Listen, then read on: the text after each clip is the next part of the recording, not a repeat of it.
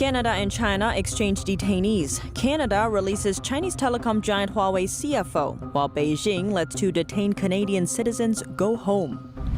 Chinese state-owned media outlets are calling the incident a win for China, even daring to tell Canada to learn from the incident. Some Apple and Tesla suppliers halt production in China. That's amid widespread power outages. And in some parts of the country, the blackouts are now impacting residents. Another Chinese clampdown on a major company. Its leaders have already been hauled off by police over debt estimated at $100 billion. And police-like law enforcement staff are caught red-handed on camera, sparking concerns online. Video shows them harassing street merchants, including an old woman.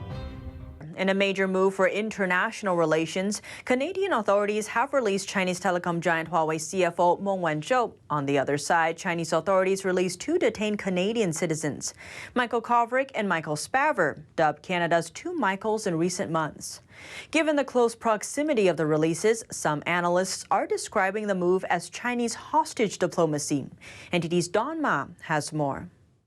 Mere hours after Chinese telecom giant Huawei CFO Meng Wanzhou was released, China released the two Canadians, Michael Kovrig and Michael Spavor. It's leading observers to wonder if Chinese authorities arrested the two Canadians only because Canadian authorities had arrested Meng.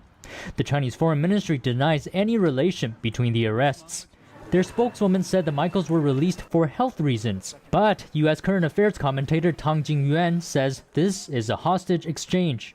This time, the CCP has not concealed its hostage diplomacy, allowing the international community to see at least two problems clearly. The first is that the CCP is a criminal regime without a bottom line. It will not take into account any international ethics and will not abide by any international rules. When necessary, the CCP can use any criminal means without any concealment. The condition of Meng's release was that she would admit that she misled banks in doing transactions that violated U.S. sanctions on Iran. The admission was part of a deal that the U.S. Department of Justice made with Meng. It's called the Deferred Prosecution Agreement, which the CFO signed.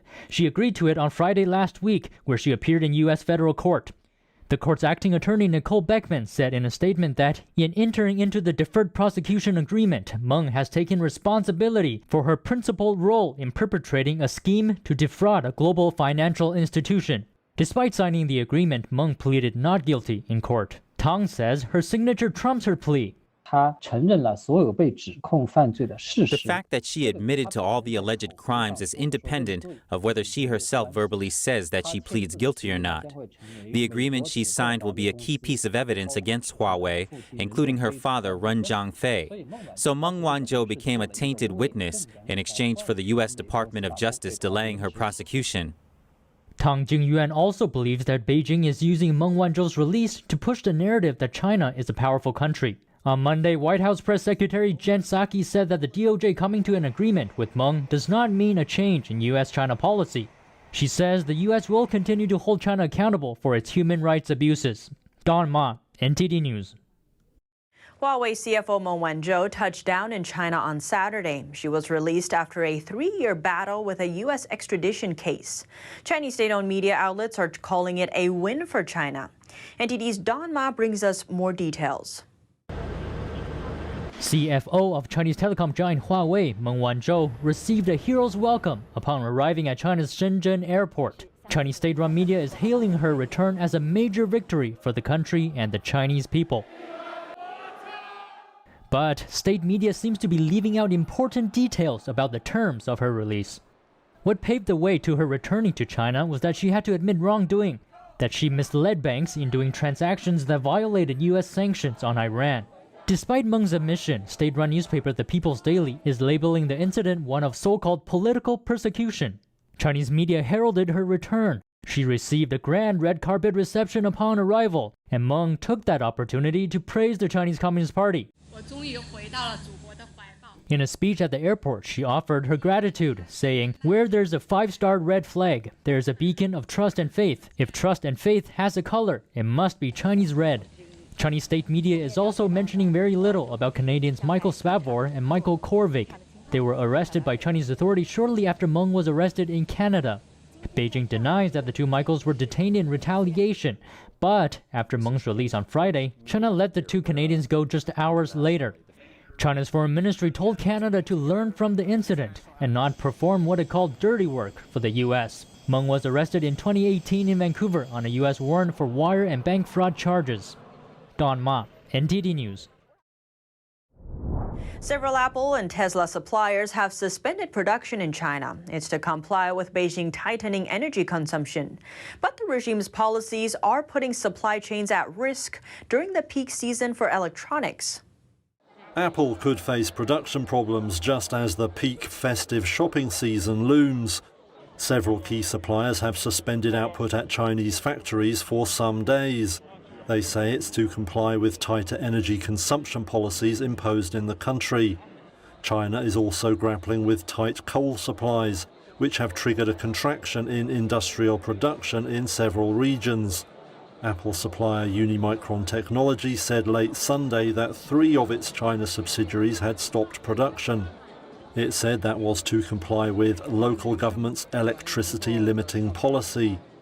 Concraft Holding, which makes speaker parts for iPhones, said it had stopped output for 5 days. Reuters sources say Foxconn, which makes many of Apple's handsets, had to adjust production at one plant. The stoppages were also hitting suppliers to Elon Musk's electric car brand Tesla. It's already been grappling with the global shortage of computer chips.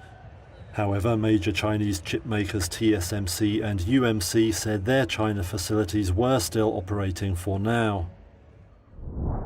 Now we look at a video that has gone viral on the Chinese internet. In it, some people get stuck on an amusement park ride mid-air. The power is out. That's too bad. They can't come down. The video caption says people were suspended mid-air for about 5 minutes because of a power outage.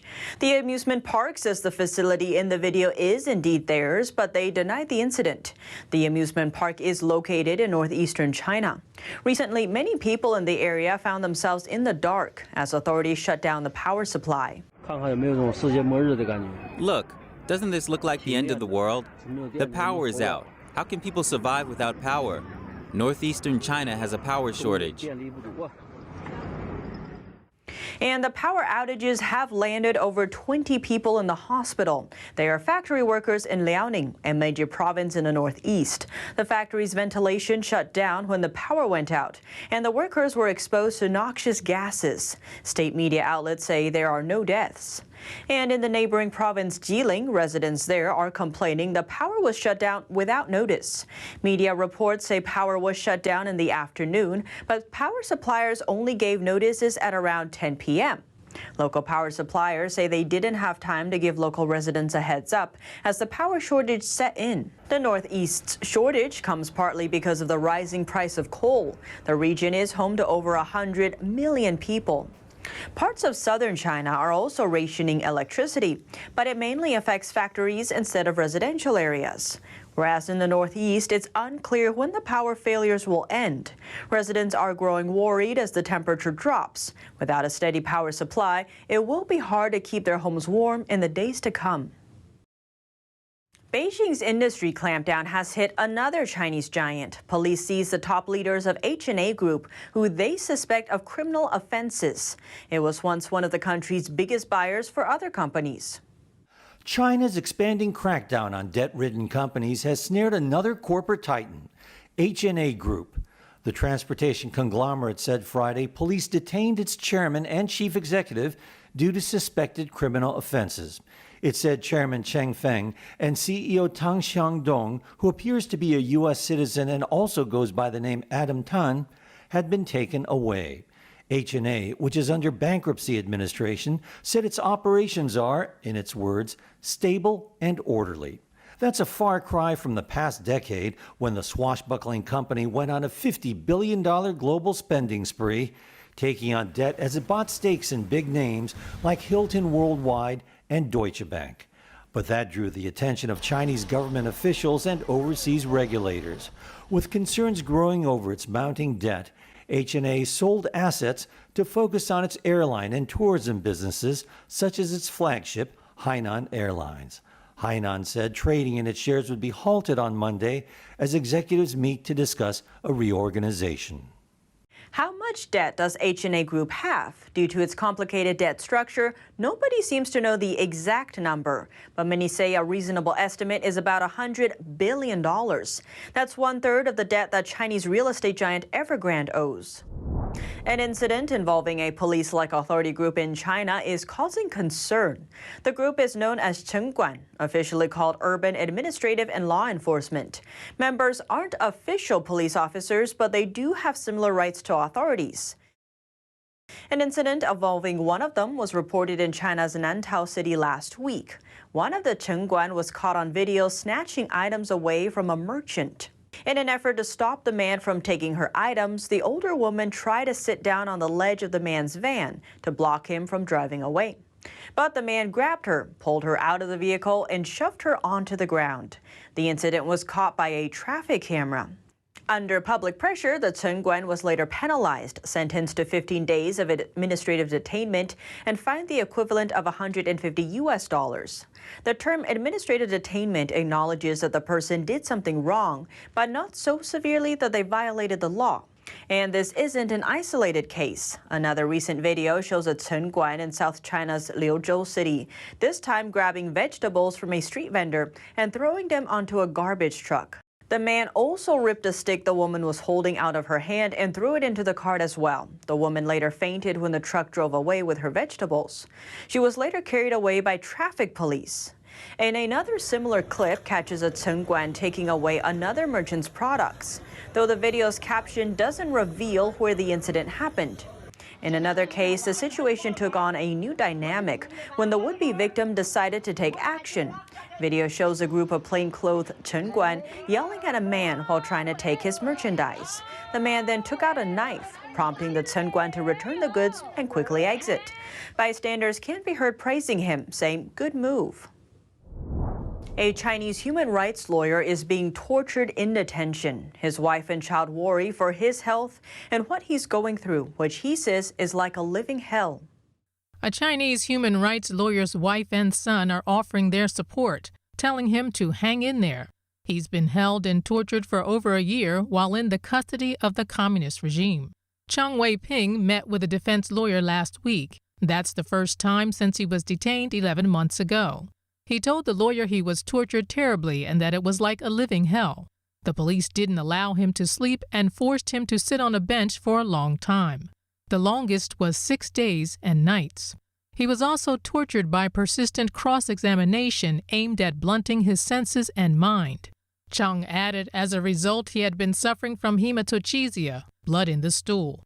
He also told his lawyer he often felt on the brink of becoming insane due to the torture. But by remembering his wife and child, he could pull through. Chang's wife, Chen Zijun, told the Epoch Times Chinese edition that before Chang met his lawyer, his prosecutor warned him not to reveal the torture he had gone through.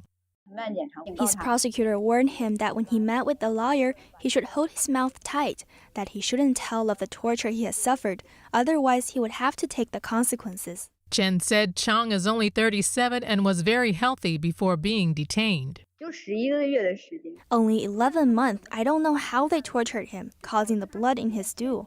She said this week the lawyer went to the Baoji City Procuratorate to check the case file, but he was rejected. The reason for rejection is ridiculous. They said the employee who handled these files was on annual leave, so they couldn't get the file.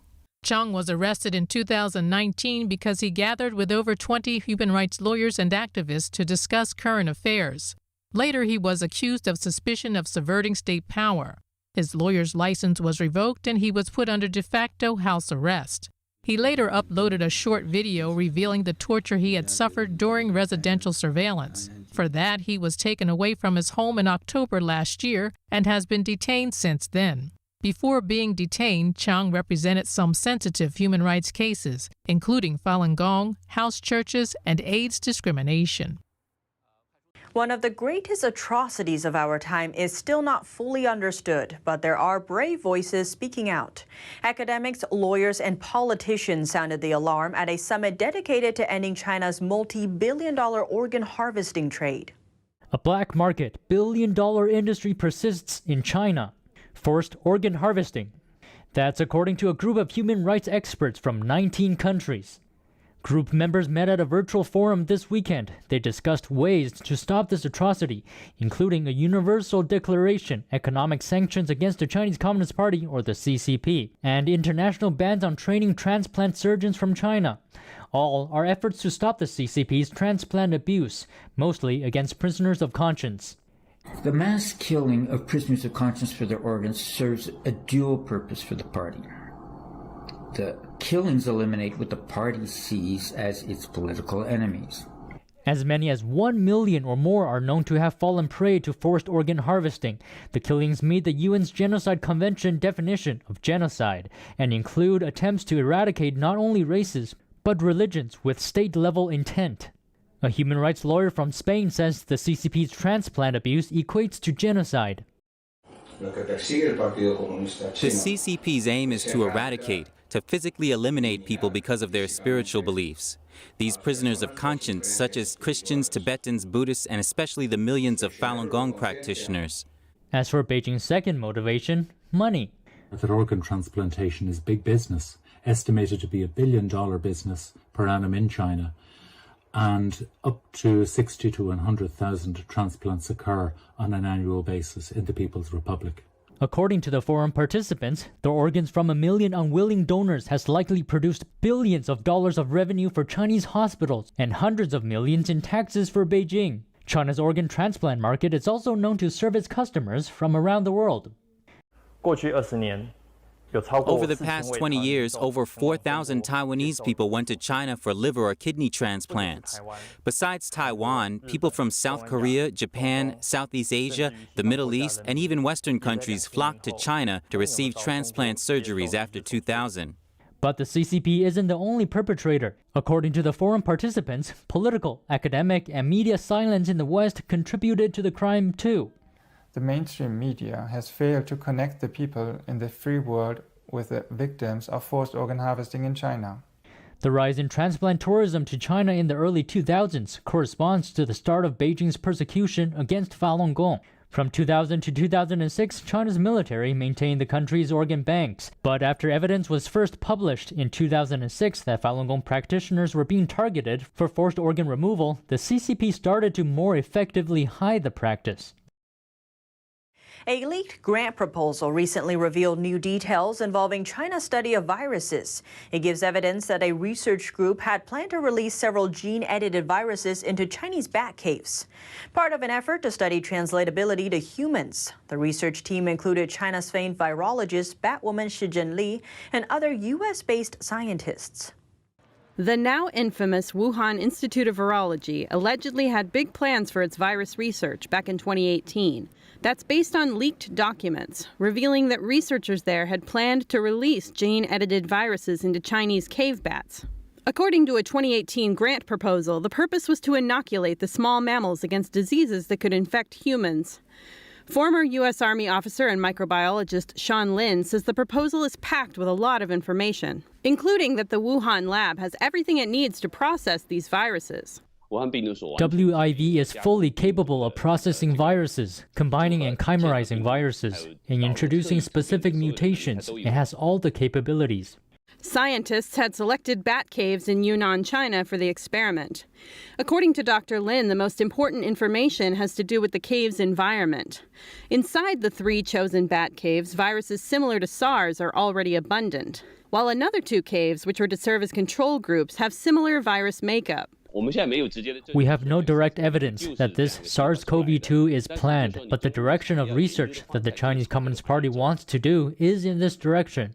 The proposal says researchers were to release skin-penetrating nanoparticles via aerosol. Those particles would contain what are called novel chimeric spike proteins, a feature unique to bat-based coronaviruses. Dr. Lin explained that aerosol is a sticky substance that would cling onto the bat's wings. So why do they want to use aerosols in the bat caves? They want to find an effective method of introduction, and this technology is also of great interest to the Chinese Communist Party. The proposal also included plans to genetically enhance the viruses, allowing them to penetrate human cells more easily.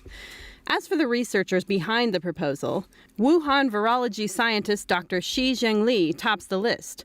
She's been dubbed China's Batwoman for her work on bat-based coronaviruses. That's on top of other scientists from the U.S. The documents were released by Drastic, a web-based investigation group where global scientists teamed up to look into the origin of the pandemic. In a statement, Drastic said that given the human-specific virus research outlined in the proposal, a review by the wider scientific community is needed. British zoologist Peter Daszak has reportedly submitted the plan to DARPA, the Defense Advanced Research Projects Agency. That's an R&D agency under the U.S. Department of Defense. It's responsible for the development of emerging technology, especially for military use. Daszak works for U.S.-based EcoHealth Alliance and has worked closely with Wuhan's Institute of Virology. He was also behind a letter published by The Lancet last year, a commentary that effectively halted scientific debate over the origin of the pandemic. Given the project's risks, DARPA refused to fund it, instead warning that it could put locals in danger. But some say the agency was involved despite the refusal. Alina Chan, a researcher at the Broad Institute of MIT and Harvard, wrote on Twitter that DARPA's refusal doesn't necessarily mean it didn't play a role. Alongside a screenshot of the proposal, she pointed out that when you see this level of detail, there's a good chance some preliminary work has been done. Other sources also questioned the project. Vicant Ridley, co-author of a book on the origin of the pandemic, said he repeatedly questioned Daszak about the plan, but got no response, saying now it turns out he had authored this vital piece of information about virus work in Wuhan, but refused to share it with the world. I am furious. So should the world be. The House voted to approve the National Defense Authorization Act for fiscal year 2022 on Thursday, with wide bipartisan support. It's now up to the U.S. Senate to pass its version of the act for the coming fiscal year. The nearly $770 billion defense bill sets policy for the Pentagon on a number of areas, ranging from how many rifles and ships it should purchase to soldiers' salaries to how best to approach geopolitical threats. And after the Taliban takeover last month, it also directs the Pentagon to outline how it will continue to evacuate American citizens and Afghan ally personnel left behind in Kabul. It asks officials to detail how to protect the country against potential terrorist threats, now that the United States no longer has a presence in Afghanistan. House Armed Service Committee ranking member Congressman Mike Rogers says the bill is also laser-focused on preparing our military to prevail in a conflict with China. In the lower chamber, just over 300 representatives opted to support it, and just over 100 opposed it. The conservative House Freedom Caucus led the charge to oppose the plan for military spending and priorities. It says the bill gives a blank check to the Biden administration. The German Federal Office for Information Security, or BSI, is launching an investigation into Chinese mobile company Xiaomi.